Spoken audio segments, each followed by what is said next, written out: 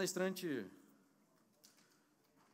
de agora é o professor André Luiz Santa Cruz Ramos, que eu tenho o privilégio de ser amigo, um intelectual de primeira linha no mundo jurídico.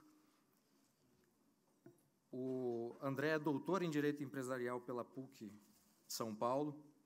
Em 2002, ele participou do Miss University, e o André também é procurador federal, é best-seller no mundo jurídico, na literatura jurídica, com o livro Direito Empresarial Esquematizado, da editora Método. Se alguém interessa pela teoria do direito, especialmente nessa área empresarial, e quer ler sobre o tema de uma perspectiva jurídica sólida, tendo uma abordagem liberal e austríaca, eu recomendo vivamente esse livro, que eu li com muito gosto e aprendi muito. Em breve haverá um podcast com o professor André a respeito do tema. A palestra de agora do professor André tem como título, aliás, Os Fundamentos contra o Antitrust, que é um tema que ele vem investigando há muito tempo. Professor André, por favor.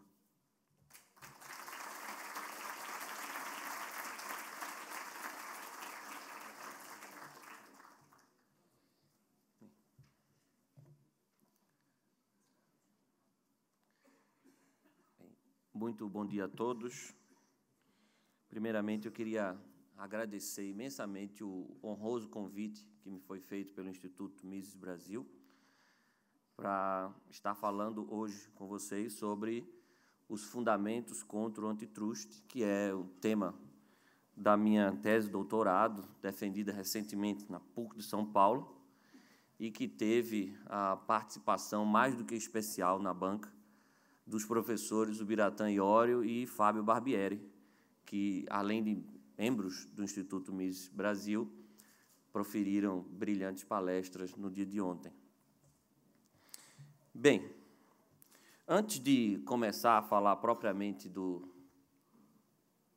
tema, como é que eu passo aqui?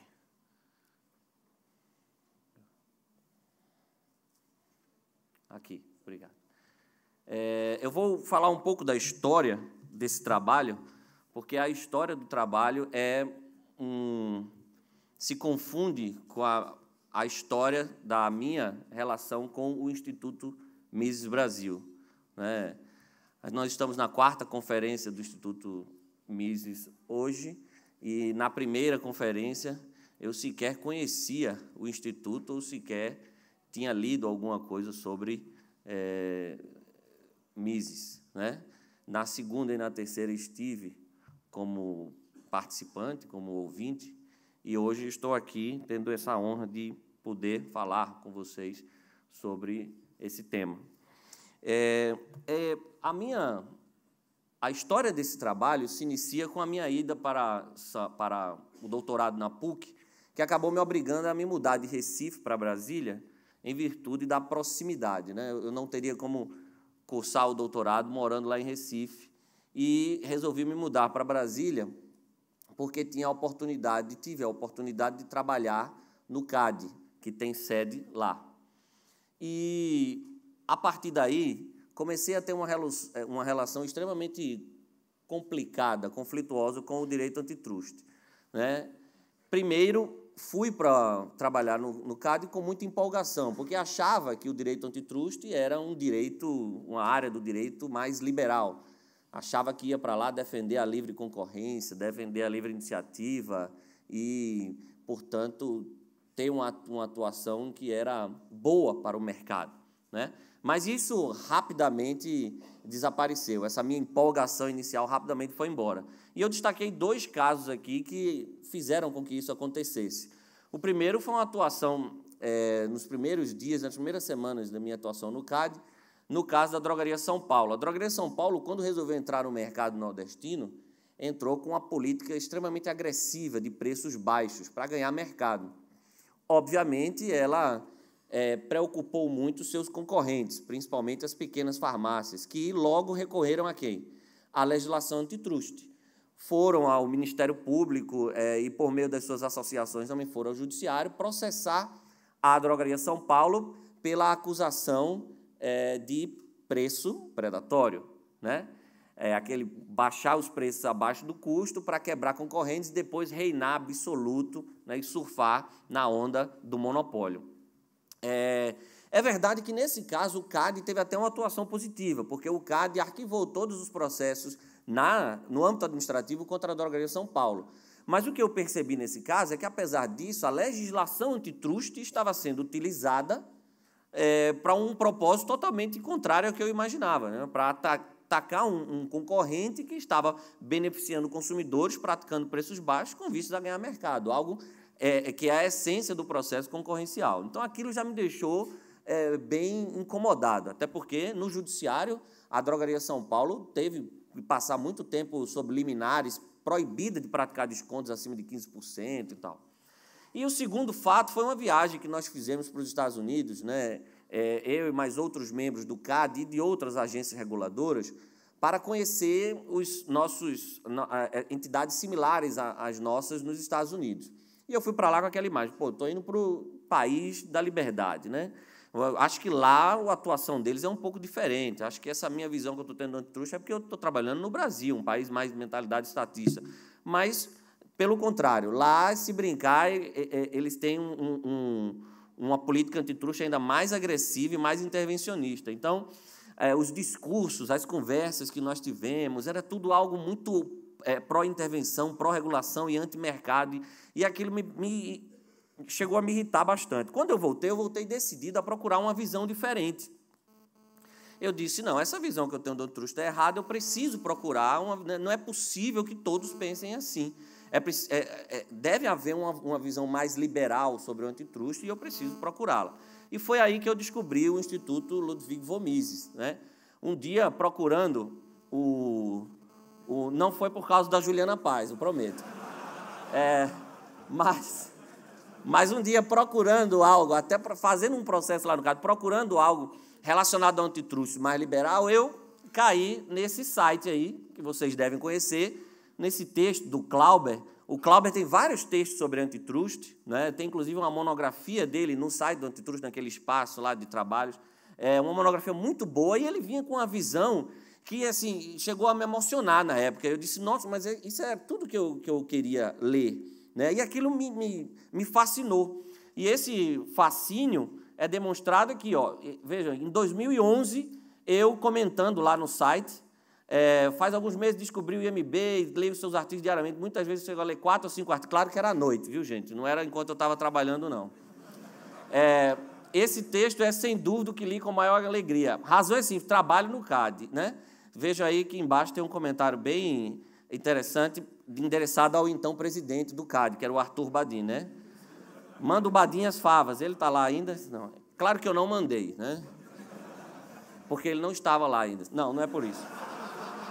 Não é por isso, claro que não. O Badin é uma figura simpaticíssima. Mas, então, depois, no mesmo dia, aliás, né, eu em esse é uma área de comentários de um outro texto do Instituto Mises, que é um outro texto do Clauber, que o Estado e os cartéis, faço o que eu digo, não faço o que eu faço. Também muito interessante o texto, e eu pedi indicações de leitura ao Leandro, e o Leandro me indicou, então, os livros do Dominique Armentano, e o Fernando, né, espantosamente, aí, até respondendo de forma educada,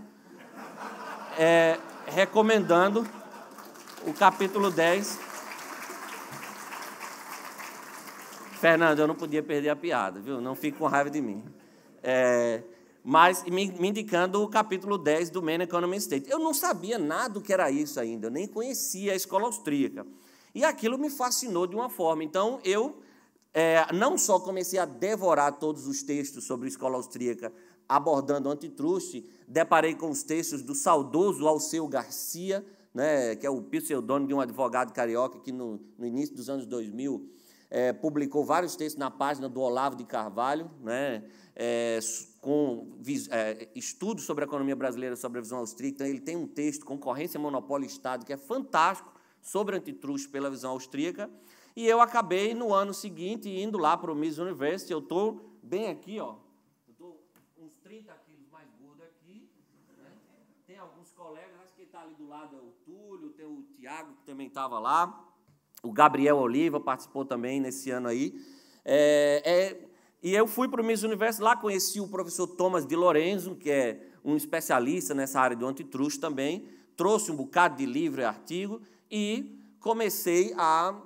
mudei a minha tese, que antes era uma tese totalmente diferente, e comecei a escrever esse trabalho, Os Fundamentos contra o Antitruste. Bem, o que é o antitruste, gente? O antitruste é uma área do direito, né? Hoje, no Brasil, é a Lei 2.529, a Lei 2011, ela mudou uma lei que era da década de 90, que ele tem basicamente 3 funções. Uma função preventiva, que é aquela do controle de estruturas. Empresas, quando fazem fusões, aquisições, né, atos de concentração empresarial, se elas têm um faturamento X lá previsto na lei, elas têm que submeter esses atos à aprovação da autoridade antitruste, no caso do Brasil é o CAD. O antitruste tem uma função repressiva, né, que aí ele combate, ele instaura processos para apurar se há cartel, preço predatório, abuso de posição dominante, para punir empresas, condenar empresas por essas práticas anticoncorrenciais. E ele tem uma função, digamos, educativa, que é a chamada advocacia da concorrência, é divulgar a cultura da concorrência pelo Brasil. Então, organizar seminários, publicações, intervir em processos judiciais em que essas questões estejam sendo discutidas para ajudar os juízes a decidir pró-concorrência e tal, né? E quem inicia os estudos sobre antitruste geralmente depara com a afirmação de que ele é algo inerente ao liberalismo, porque sempre fica com aquela dicotomia socialismo-liberalismo, né? Não se analisa, como a escola austríaca faz, e o professor Fábio Barbieri muito bem explicou num dos seus recentes livros, A Economia do Intervencionismo, não analisam o intervencionismo como um sistema autônomo, né? Um sistema econômico autônomo, que não se confunde nem com o liberalismo, nem com o socialismo. Geralmente se trata o intervencionismo como uma variante do liberalismo, e aí toda vez que alguma coisa dá errado, culpa-se o liberalismo, né? E aí a gente fica naquela espiral intervencionista. Nunca o problema é do intervencionismo em si, mas porque as medidas intervencionistas não foram feitas corretamente, né? Então, um exemplo aqui, ó, de como o antitruste é geralmente associado ao liberalismo é uma passagem do nosso o John Sherman Tupiniquim, que foi o Agamenon Magalhães, que é o grande artífice da primeira lei antitruste, lá décadas atrás, né? E ele diz, ó, a característica da economia liberal é a livre disposição dos meios de produção. Todos os indivíduos participam desses meios, tendo liberdade de iniciativa ou de empresa. A livre concorrência é, portanto, a base da economia liberal. Perfeito. Que é, então, o poder econômico? O poder econômico é o que resulta da posse dos meios de produção. Quando esses meios de produção em certos setores da atividade são dominados por um indivíduo ou um grupo de indivíduos, são dominados por empresa ou por um grupo de empresas, evitando que outros deles também possam dispor a abuso de poder econômico, que deve, nessa emergência, fazer o Estado, que é liberal, que tem por fundamento econômico a livre concorrência, intervir para suprimir ou evitar suprimir o abuso. Ou seja, vende-se o antitruste como algo essencialmente liberal. Foi com essa visão, inclusive, que eu fui para o CAD inicialmente, né? Mas rapidamente você vê que não é. É apenas mais um instrumento de intervenção econômica e que produz os mesmos efeitos desastrosos, como a escola austríaca explica há muito tempo, né? Então, o primeiro fundamento contra o antitruste que eu resolvi desenvolver foi o quê? Fazer uma revisão histórica dos acontecimentos que deram origem à lei antitruste americana, que é o Sherman Act, que é a mãe de todas as leis antitruste, inclusive da nossa. E eu percebi o seguinte, há uma versão padrão contada nos livros, manuais e cursos de direito antitruste. A versão padrão é essa aqui. É que a lei antitruste americana, o Sherman Act, foi editada para combater abusos dos monopólios e dos cartéis no final do século XIX, né? E também para proteger o mercado dos seus efeitos autodestrutíveis. Diziam que não, estava-se vivendo a era dos trustes, dos monopólios, dos cartéis, que estavam abusando dos consumidores, aumentando preços, restringindo produção, né? Havia o livre mercado estava se autodestruindo, né? As forças do livre mercado deixadas livres estavam mostrando que elas precisam de uma regulação. Isso é o que se vende, né? Para exemplificar, tem passagem de 2 dos mais recomendados livros de antitruste, manuais de antitruste, nas universidades de direito no Brasil. O livro do professor Calixto Salomão Filho, e o livro seguinte da Paula Forgione. Então, ele diz aqui claramente, ó, O Sherman Act é uma lei promulgada em um contexto político-econômico de proteção do consumidor contra o excessivo poder econômico do mercado. É essa a sua única preocupação, né? Já a Paula Forgione foca mais nessa ideia de que o livre mercado se autodestrói. E ela diz, lá em cima ela diz, o Sherman Act, não se deve dizer que o Sherman Act constitui uma reação ao liberalismo econômico, né? Pois visava justamente a corrigir distorções que eram trazidas pela excessiva acumulação de capital, ou seja, corrigir as distorções criadas pelo próprio sistema liberal. Não obstante a opinião contrária de parte da doutrina norte-americana, ela pelo menos reconhece isso, só que nessa passagem ela puxa uma nota de rodapé e, na opinião contrária, ela menciona o professor Thomas de Lorenzo. Mas não é uma crítica ad hominem, por favor, mas o desconhecimento da escola austríaca é tão grande que se associa o professor Thomas de Lorenzo à escola de Chicago, né? Então, para vocês verem como você vai estudar antitrust, a visão austríaca ela é absolutamente ignorada. É como se não existisse a posição da escola austríaca contrária ao antitrust, né? Então, partindo dessa versão padrão, eu busquei revisar a história que deu origem ao Sherman Act e buscar uma versão revisionista da história, que, acreditem, não é exclusividade austríaca, né? Não são apenas os autores ligados à escola austríaca que trazem essa visão revisionista, que diz o quê? Que a lei antitrust, na verdade, não foi editada para proteger o consumidor, nem para salvar o livre mercado. A lei antitrust foi editada para atender interesses protecionistas de empresas ineficientes que não estavam conseguindo concorrer com as grandes empresas, não estavam conseguindo sobreviver num ambiente altamente concorrencial do final do século XIX. Né? Essa é a versão verdadeira da história. Né? E, como eu disse, não é uma exclusividade austríaca esse pensamento. Aliás, olhem só, talvez o autor que melhor explicou essa alta concorrência no final do século XIX foi um escritor socialista, um historiador socialista, Gabriel Coco, nos seus livros Railroads and Regulation e The Triumph of Conservatism. Né? O David Friedman, comentando essas obras, diz: o Coco era um historiador socialista que percebeu o seguinte: naquela época, o que motivou a edição das leis antitrust não foi a existência de monopólio, mas a total ausência deles. Né? Havia um ambiente concorrencial fortíssimo e o que houve foi pressão política, pressão protecionista para editar leis que protegessem os ineficientes. Né? Como George Orwell dizia, o problema da competição é que alguém as vence. Né? E aí os perdedores nunca se conformam. E foi exatamente isso que aconteceu. Né? Outros autores não austríacos também compartilham dessa mesma visão. Né? Esse estudo do Thomas Hazlitt, ele analisa toda a história legislativa, inclusive os debates dos parlamentares, e ele diz assim, que a maioria das partes dos debates sobre o Sherman Act eram absolutamente anticonsumidor e pró-protecionismo, pró-empresas, pequenas empresas, né? Falava-se muito no bom americano, no americano honesto, trabalhador, aqueles pequenos empresários que estavam sendo desalojados porque não estavam conseguindo concorrer num ambiente que estava vivenciando muita inovação, muita baixa de preços agressivas. Os Estados Unidos estavam mudando sua paisagem, deixando de ser um país mais rural para um país mais industrializado. Né? Então, nesse texto, o professor Thomas Hazlitt fala o seguinte: a principal anomalia da legislação antitrust norte-americana é que, se eliminar as distorções monopolísticas era o seu objetivo, o final dos anos 1800 e início do século XX parece ser um momento estranho para tal preocupação.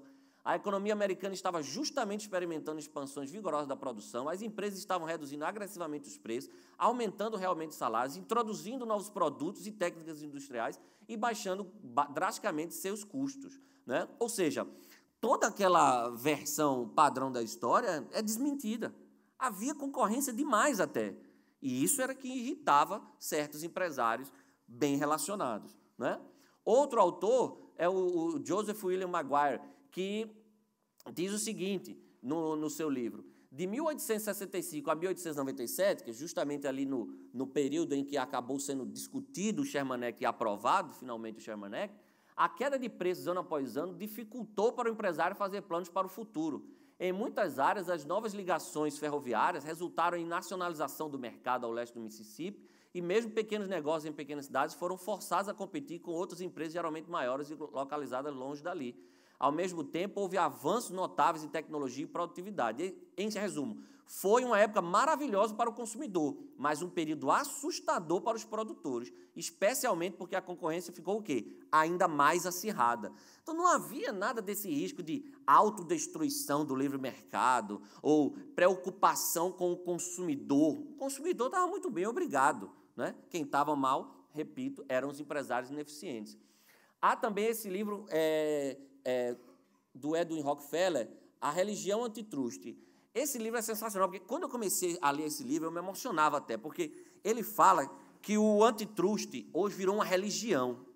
E essa religião é baseada em quê? Na fé no Estado, que ele pode resolver nossos problemas, no mito do Standard Oil, do Rockefeller, que daqui a pouco eu vou falar mais sobre ele, né? E ele diz o seguinte, que hoje em dia o antitruste é um credo e que eles têm, inclusive, locais onde eles vão fazer o culto deles lá, né? Nos Estados Unidos é a divisão antitruste da American Bar Association, e no Brasil é o IBRAC, Instituto Brasileiro de Concorrência, que faz todo ano um evento lá no Guarujá. E é engraçado que ele diz que, nesse livro, ele diz que se criou até um linguajar próprio para o antitruste. E um dia desse eu estava na faculdade, chegou um professor novo lá de Direito Econômico, e ele soube que eu estava fazendo esse trabalho, ele veio conversar comigo. Mas durante os 2 minutos que ele conversou comigo, eu não entendi o que ele estava falando. Porque ele só falava, mas você está escrevendo sobre antitruste, mas sua pegada é mais public school, você vai falar da North Pennington Doctrine, porque eu tenho um estudo sobre State Action Doctrine e Pervasive... Eu falei, isso aí é antitruste. Né? Porque eles criam um linguajar que é para, justamente, criar um culto e excluir qualquer pessoa que seja de fora. Porque eu começava a ver isso, eu via os corredores, as conversas nos corredores do CAD, eu me lembrava, era exatamente como ele descreve nesse livro, é sensacional. E ele diz claramente, o Sherman Act foi promulgado para resolver um problema básico do capitalismo, o que fazer com os perdedores, né? E foi exatamente essa a preocupação, né? E aí vem, além desses estudos de não austríacos, vem os estudos do Dominique Armentano, esses 2 livros, o Antitrust and Monopoly e o The Case for Repeal, que são livros em que ele analisa minuciosamente casos antitruste emblemáticos nos Estados Unidos, faz também uma revisão histórica, analisa também em termos de ciência econômica os erros, como eu vou falar daqui a pouco, os erros da ciência econômica aplicada ao antitruste, e são livros assim demolidores sobre a visão mainstream do antitruste, não é? O Armentano diz claramente, a perspectiva convencional sobre as origens da regulação antitruste é que as leis foram promulgadas para conter a crescente onda de poder monopolista. No entanto, análises revisionistas do Clayton Act, do Federal Trade Commission Act e do Robson-Pattman Act abalaram seriamente esse ponto de vista. Vários estudiosos têm demonstrado que essas regras antitruste foram geralmente apoiadas e empregadas por empresas estabelecidas no intuito de restringir e limitar o processo concorrencial. Incapazes de competir com grandes organizações empresariais mais deficientes, certas empresas procuram criar restrições políticas e legislativas aos concorrentes, na tentativa de proteger ou melhorar suas posições de mercado. Armentano analisou mais de 50 processos, gente, e ele mostrou casos emblemáticos de aplicação do Sherman Act no início da sua vigência e ao longo da história. Ele mostrou que, em todos os casos, as empresas que estavam sendo acusadas, eram acusadas por quem? Por iniciativa dos seus concorrentes, e eram empresas que estavam aumentando produção, reduzindo o preço, inovando em tecnologia, criando novos produtos, beneficiando consumidores.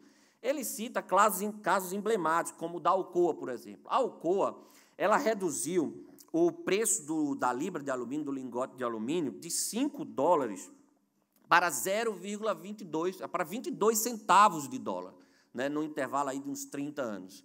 E acabou sendo processada por tentativa de monopolização. O juiz, na primeira instância, absolveu a Alcoa, dizendo que o quê? Dizendo que a Alcoa está sendo eficiente, a Alcoa integrou sua logística, a Alcoa melhorou os produtos, a Alcoa inovou tecnologicamente e absolveu. Em segunda instância, apesar de o tribunal ter reconhecido todas as alegações do juiz Caffey, condenou a Alcoa, mesmo reconhecendo os benefícios que ela tinha trazido para os consumidores. O caso da Standard Oil também é sintomático. Na verdade, o Thomas de Lorenzo ele diz que toda a raiva que a gente tem de Rockefeller e da Standard Oil não é por obra de economistas, mas por conta de uma obra de uma jornalista, Ida Tarbell, que conta o caso da Standard Oil, e o de Lorenzo até brinca, que diz que, na verdade, isso aí é uma raiva que ela tem, porque o irmão dela era tesoureiro da Pure Oil, que acabou falindo por conta do sucesso da Standard Oil. Então, toda a raiva que ela depositou ali naquela história era muito mais por uma questão pessoal. John McGee, que foi quem escreveu o artigo mais minucioso sobre a história da Standard Oil, questiona todas as conclusões de Tarbell. E ele, no final, ele diz assim: não há nenhuma evidência de que as estratégias de precificação predatória da Standard Oil tenham sido bem-sucedidas. Não há nenhuma evidência histórica que comprove as acusações contra ela. Na verdade, Rockefeller baixou também o preço do barril de petróleo de 30 centavos para 6 centavos de dólar no período. E, quando ele foi acusado, a Standard Oil competia com mais de 100 empresas. Né? Era um mercado extremamente concorrencial. Na verdade, era tudo pressão de concorrentes insatisfeitos com o sucesso do seu. E a história se repete. A história se repete, basta você saber qual é a empresa hoje no mundo mais atacada pelas autoridades antitruste. O Google. No Brasil, o Google está sofrendo 3 processos antitruste no CAD. Iniciados por quem? Bondfar, Buscapé e Bing. As acusações são risíveis. Uma das acusações contra o Google é de que ele privilegia o Google Shopping quando você faz pesquisa de preço. É o mesmo que você chegar no McDonald's e querer que ele lhe ofereça o Burger King.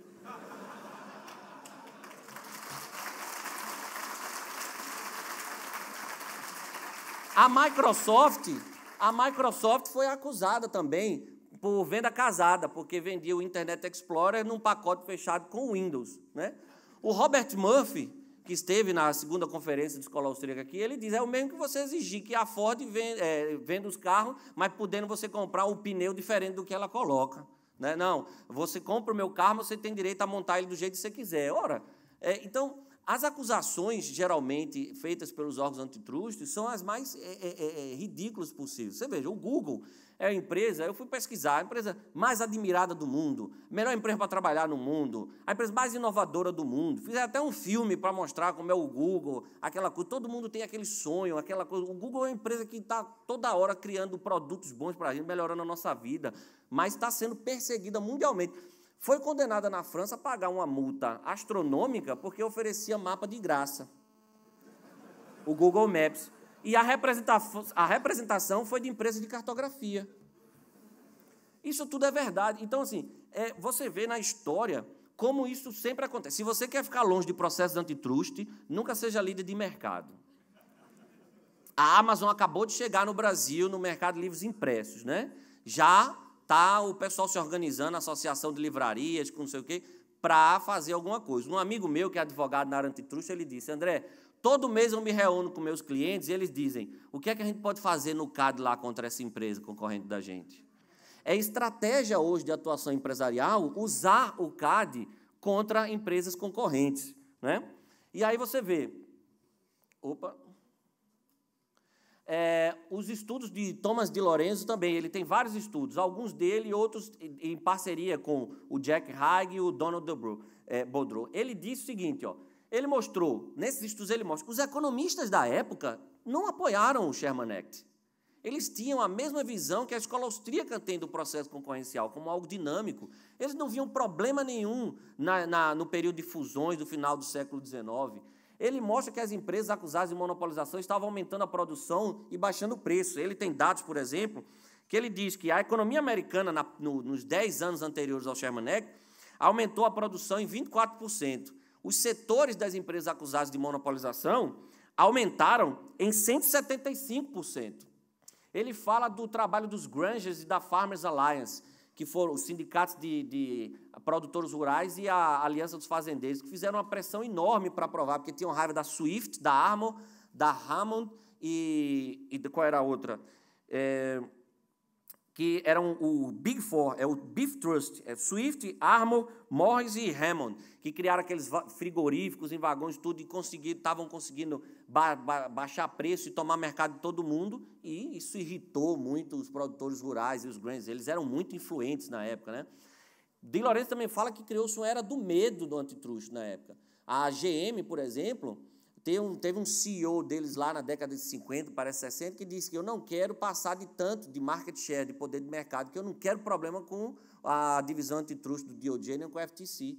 E isso acabou contribuindo para que a GM tivesse problema no futuro, porque criou-se uma era de medo, todo mundo tinha medo do processo antitruste. Se você fosse bom, você ia ser atacado por um processo antitruste, né? O John Sherman também, revisando a biografia do John Sherman, não foi nunca um liberal, era um protecionista inveterado, patrocinou vários projetos de lei protecionistas, como o McKinley Act, né? No estudo das cartas dele, o Werner Strosken diz: quando as ações legislativas de Sherman são consideradas à luz de suas cartas e de outras fontes históricas aqui consideradas, suas ações são inconsistentes com a ideia de que ele queria promover a concorrência e preços mais baixos. Era um protecionista, sempre foi, né?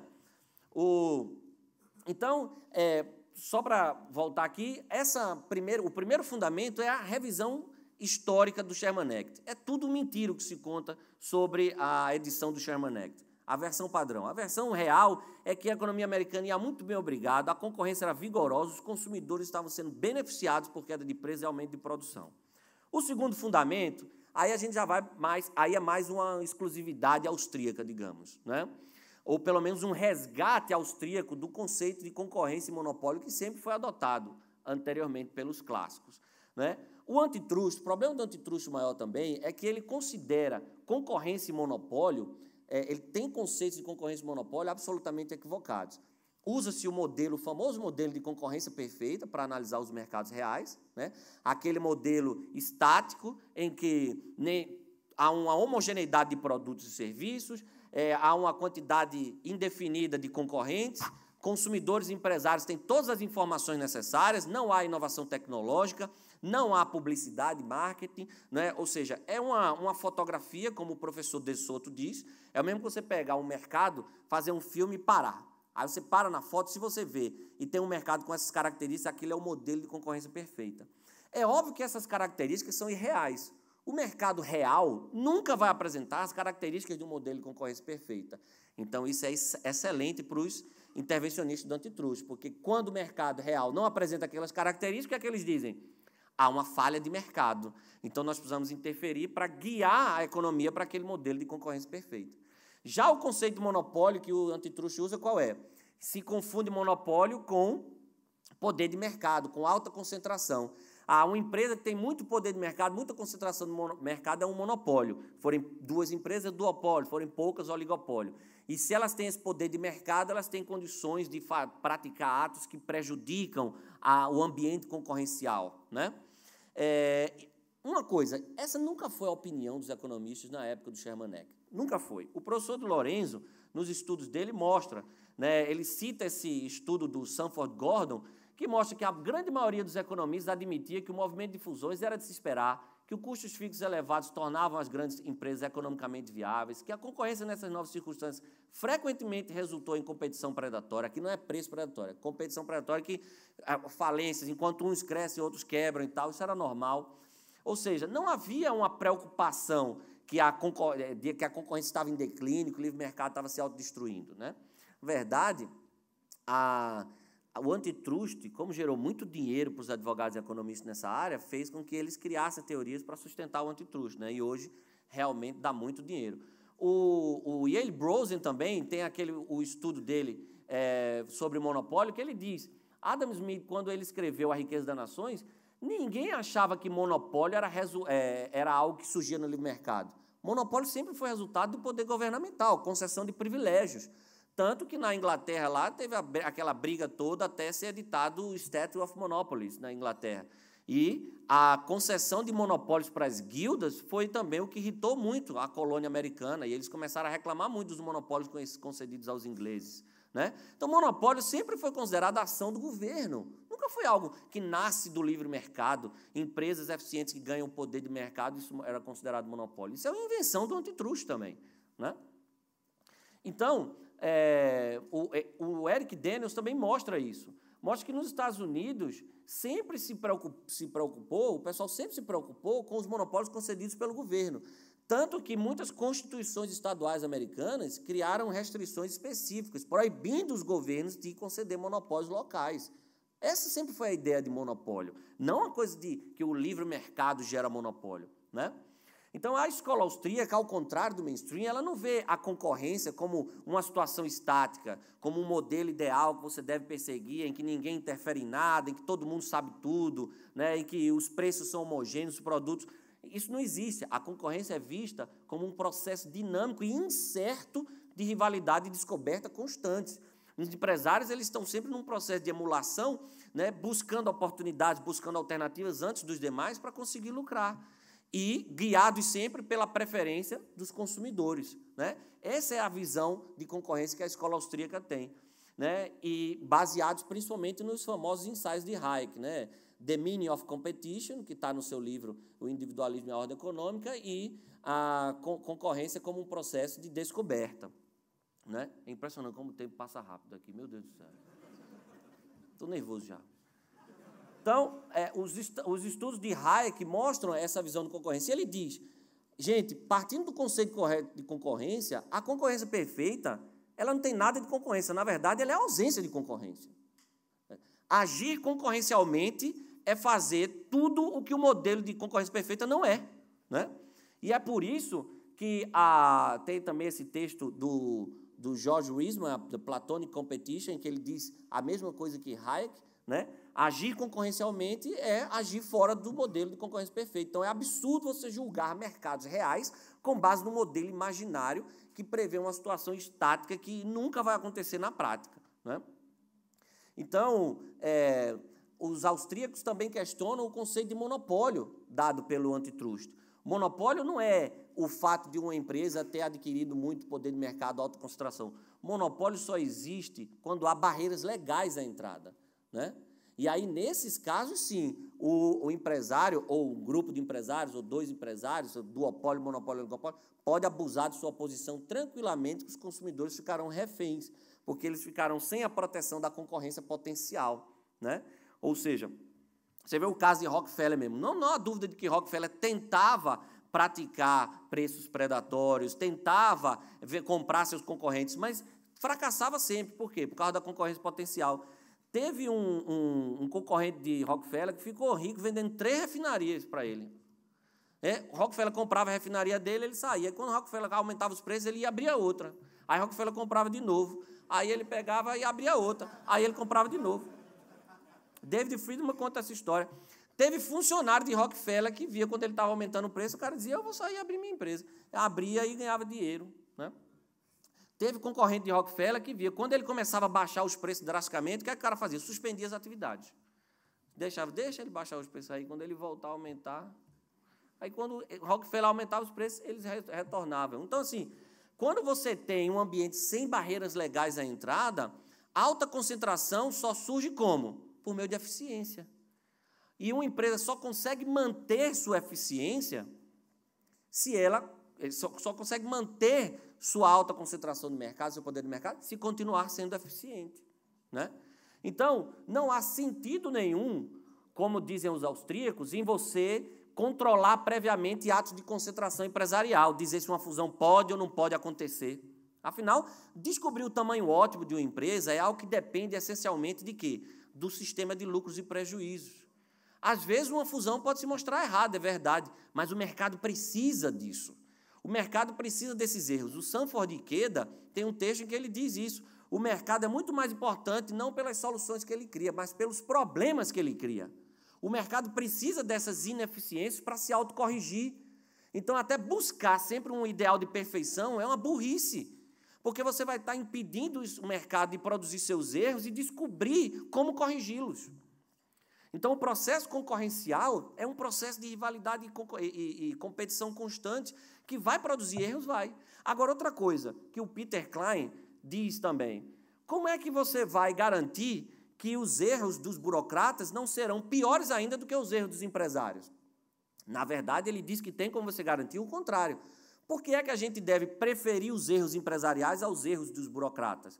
Porque os erros empresariais são punidos, e são punidos rapidamente, com falências, com prejuízos. Os erros com demissões, os erros dos burocratas, não. Né? Você pega o exemplo do CAD, que julgou a Nestlé Garoto e proibiu a fusão Nestlé Garoto.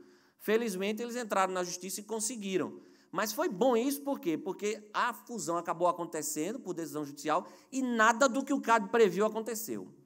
A Garoto, nesse período, aumentou 40% sua produção, contratou 500 funcionários, criou novos produtos, né? E outra, mostrando que o mercado é um processo de descoberta constante, rivalidade, surgiram novos players, como as chocolaterias de shopping center, Cacau Show, Copenhagen.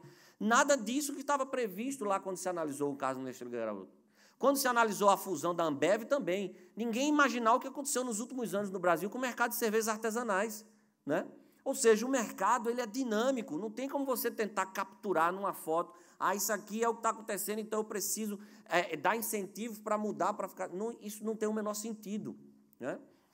Outra coisa, a proibição da precificação predatória. A precificação predatória é combatida também pelo antitruste. A história mostra que, aliás, até a economia convencional hoje questiona a predação, né? Tanto que no Brasil não tem um caso de precificação predatória condenada, né? Isso não é nem também uma exclusividade austríaca criticar isso. Há vários autores da Escola de Chicago questionando a precificação predatória. Tem aqui uma lista, né? O Robert Bork, o Magee, o Harold Densems, o Easterbrook, são textos em que se questiona de forma até muito convincente a precificação predatória, né? Então, também não tem o menor sentido. A precificação predatória, no final das contas, é boa para o consumidor. Não obstante, dá muito certo. Porque, por exemplo, no Brasil, a Gol teve uma época que fez aquela promoção, vai e volta por R$1, volta por 50 centavos. Foi acusada. E o DAC, na época, proibiu a promoção da Gol. Com base em quê? Na lei antitruste. Eu citei para vocês o caso da Drogaria São Paulo, que foi proibida de praticar descontos com base na legislação antitruste, precificação predatória, né? Até cartéis mesmo não devem ser combatidos, né? O professor Kirchner diz que o cartel ele é uma forma até de você descobrir se preços estão altos demais. Então, se empresas fazem um cartel e colocam um preço que está muito alto, ela chama concorrentes.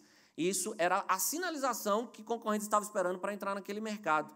Ou se elas conseguem praticar o preço que elas estavam pensando, isso é um sinal de que é melhor elas se fundirem. Então, o cartel, muitas vezes, é uma prévia de uma fusão, né? Então, tudo isso dentro do conceito de concorrência como algo dinâmico e incerto, né? Eu tive que correr muito nessa parte final aqui, mesmo falando rápido desse jeito, acho que a apresentação ficou muito grande, mas o que eu queria mostrar a vocês, finalmente, é o seguinte, que o terceiro fundamento, as verdadeiras agressões à livre concorrência, o que é que o antitruste faz? Não faz nada. O que é que o antitruste faz contra protecionismo? Nada. O que é que o antitruste faz contra regulação? Nada. Pelo contrário, há uma ideia de complementaridade hoje. As agências reguladoras são amigas do CAD, eles atuam juntos até, né? O que é que o antitruste faz com direitos de propriedade intelectual? Também não faz nada. E aí sim são monopólios concedidos pelo Estado. O que é que faz contra a regulamentação, que tem crescido assustadoramente no Brasil? Toda hora todo mundo quer regulamentar a profissão para impedir os outros de concorrer. O antitruste não faz nada, pelo contrário, se dá bem com todas essas situações aí. Então, o que eu queria mostrar a vocês era isso, gente. O antitruste, na visão austríaca, é anticoncorrencial, é antiliberal. Então, reforma do antitruste é absolutamente desnecessária. O antitruste tem que ser abolido ontem. Muito obrigado.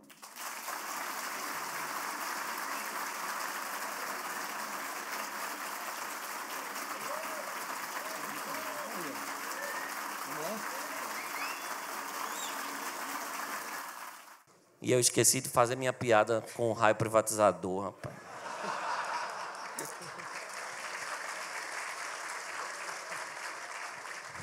Eu ia falar do mito. Problema de ser o mediador depois de uma palestra dessa é que eu fico com medo até de ser ruim ao fazer perguntas que não são minhas. Vamos lá. Primeira pergunta. Seria legítimo, André, usando as leis antitruste, processar empresas que se tornaram líderes de mercado em razão de privilégios estatais, como isenções fiscais, subsídios, etc.?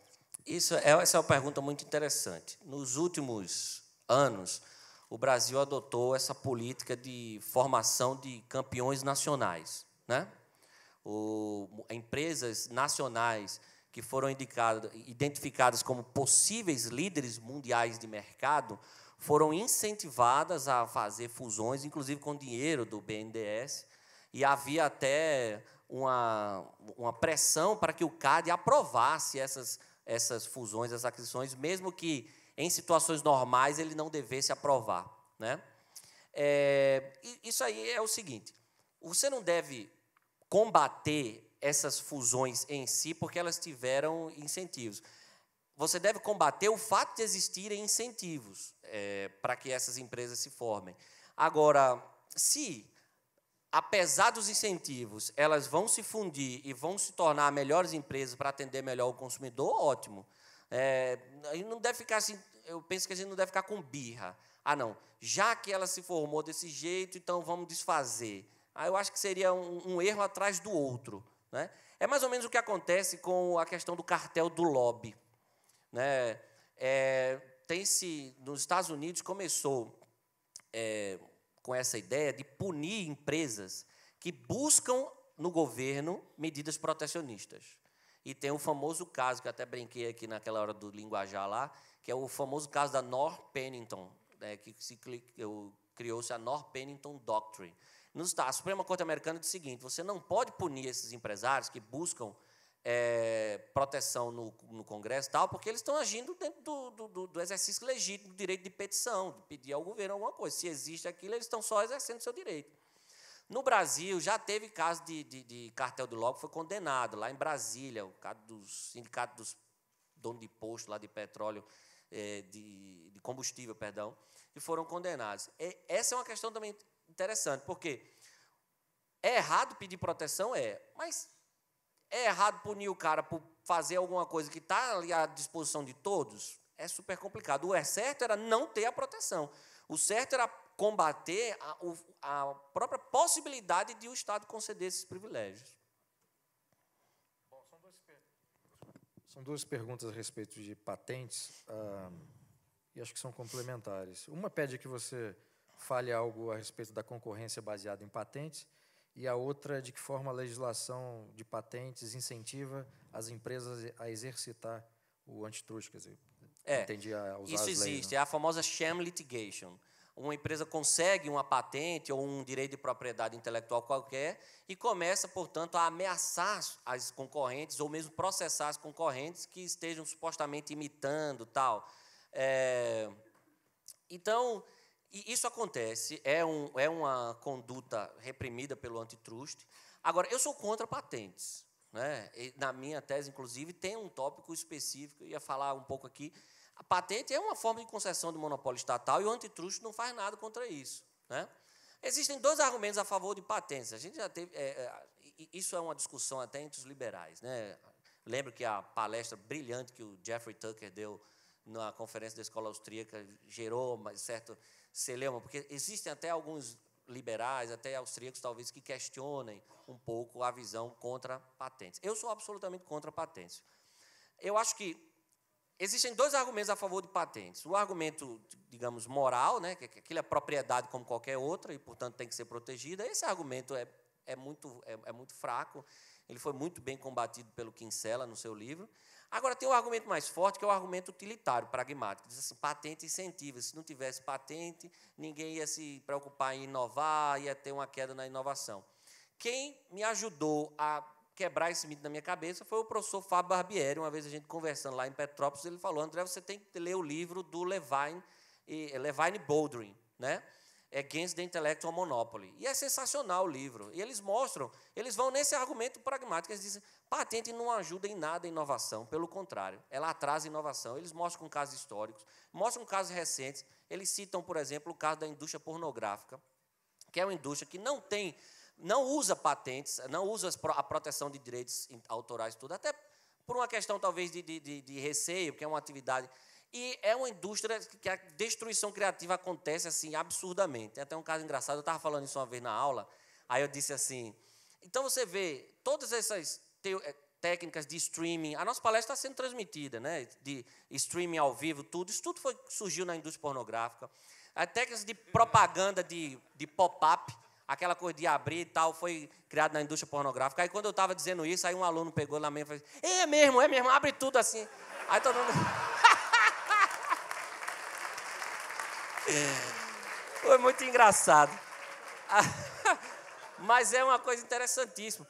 Aí você tem também tem um estudo brasileiro, quem me indicou foi meu amigo Tiago, que tem mestrado em propriedade intelectual na Universidade de Edimburgo, e ele falou, André, lê um texto, depois vocês procuram na internet, chama Tecnobrega, o Pará reinventando o negócio da música.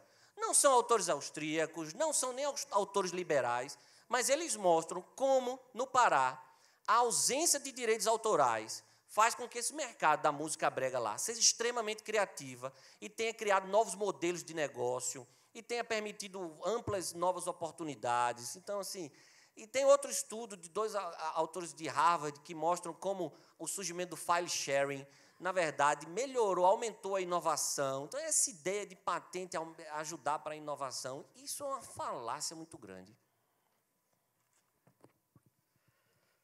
Você acredita que há algum caso válido para que o antitruste seja... Então, eu abordo isso na minha tese. O último capítulo é sobre a advocacia da concorrência, né? A famosa competition advocacy, que é aquela função educativa do antitruste.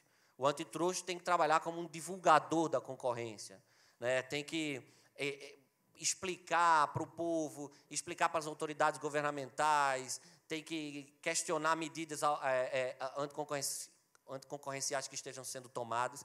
Eu até elogio algumas medidas de advocacia da concorrência que foram tomadas nos últimos anos pelo CAD, como, por exemplo, no caso do caso Denatran, né, que o Denatran tinha baixado uma portaria tabelando o preço de autoescola, e o CAD foi lá e disse, não, está errado, você não pode fazer isso, tem que ter concorrência.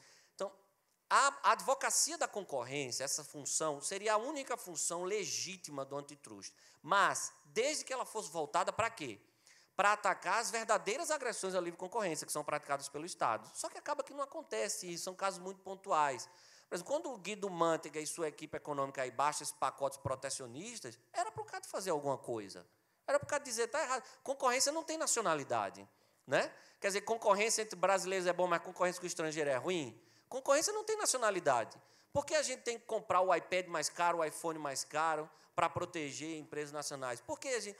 Então, o CAD devia fazer alguma coisa contra medidas protecionistas. Regulamentação de profissões. Tem mais de 100 projetos de lei no Congresso para regulamentar a profissão. A nova agora é a do informata, né? Estão querendo regulamentar a profissão de quem atua com informática. Por quê? Porque está cheio de moleque de 14, 15 anos que sabe mais de computação e vive hoje tomando emprego de muita gente, trabalhando dentro da sua casa, e o pessoal quer regulamentar tudo. Tem que fazer alguma coisa contra a regulamentação de profissão. Cadê que o CAD faz alguma coisa? Não faz nada. Então, teria essa função legítima, sim, combater as agressões do próprio Estado contra a concorrência. Mas isso, infelizmente, não acontece. Bom, você tem uma pergunta aqui sobre cartéis. Você já deixou, no fim da sua palestra, a sua posição clara. Mas o complemento da pergunta é o seguinte, o CAD deve atuar no caso dos cartéis? E de que forma? O CAD deve... Vamos lá. Partindo do pressuposto que existe, ele deveria atuar em caso de cartéis criados e mantidos pelo Estado. Cartéis que se conseguem prevalecer em virtude de barreiras legais, né? E existem vários. Todos esses mercados regulados, por exemplo, o mercado de aviação civil no Brasil é um mercado cartelizado. O sistema bancário é um mercado absolutamente cartelizado. Recentemente, criou-se um site no Brasil, o fairplace.com, imitando um site inglês que era de empréstimos, facilitar a tomada de empréstimo. Eu tenho dinheiro, você pega dinheiro comigo, eu quero emprestar, você quer... Tal. O criador desse site, na última vez que eu entrei, perdão se já está atualizado, mas da última vez que eu entrei, estava lá. Nós prestamos informações à Polícia Federal e ao Banco Central, tal, mas o site está parado, porque os caras estão respondendo processo por exercício irregular de atividade financeira. Então, esses cartéis criados e mantidos pelo Estado deveriam ser combatidos, Agora, não cartéis livremente formados pelo mercado, porque são estratégias concorrenciais absolutamente legítimas. Os jogos estatais, Mega Sena, essas coisas, poderiam ser classificadas como cartel? Isso é tudo monopólio, né? É tudo monopólio. Tem o Correio também. Os Correios está na hora de acabar com esse monopólio também, pelo amor de Deus.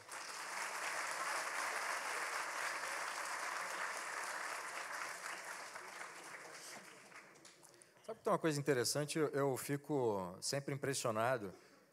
No dia a dia, você conversando com as pessoas, o brasileiro médio, o grupo no qual eu me incluo, tem uma péssima apreciação a respeito dos políticos, o índice de confiança é muito baixo, sem contar os palavrões e insultos. E também a relação com o governo é sempre uma relação conflituosa e tal. Mas toda semana, especialmente em semanas em que a Mega Sena está acumulada, está todo mundo lá na fila, né? Eu não sei como é que as pessoas confiam que o governo vai... Quer dizer, que aquilo é um jogo mesmo para as pessoas ganharem. Em contrapartida, eu já conheci... Eu sou um homem do povo, eu moro numa comunidade, e eu já conheci várias pessoas, vários amigos, que ganharam dinheiro no jogo do bicho. E eu nunca conheci ninguém que tenha ganhado na Mega Sena. Eu sempre acho que aquilo não existe. Então, e é interessante. Eles escolhem alguém para... É interessante isso, que no Brasil todo tem esses... Lá em Pernambuco era o Pernambuco da Sorte,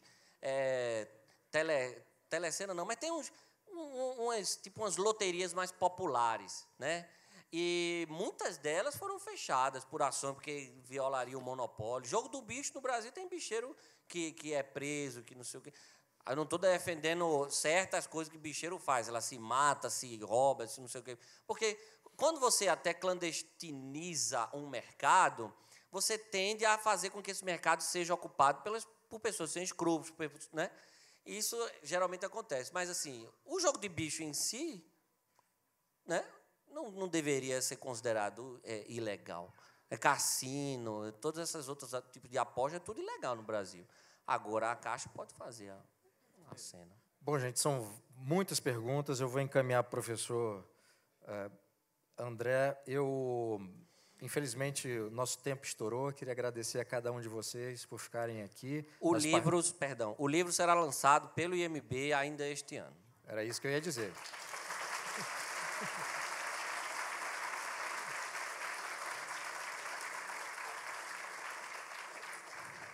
Então, bom, queria agradecer, André, pela excelente palestra. Quer dizer, você consegue fazer uma coisa aparentemente árida como antitruste, parecia um assunto realmente emocionante. Obrigado pela palestra e até depois do almoço. Eu que agradeço.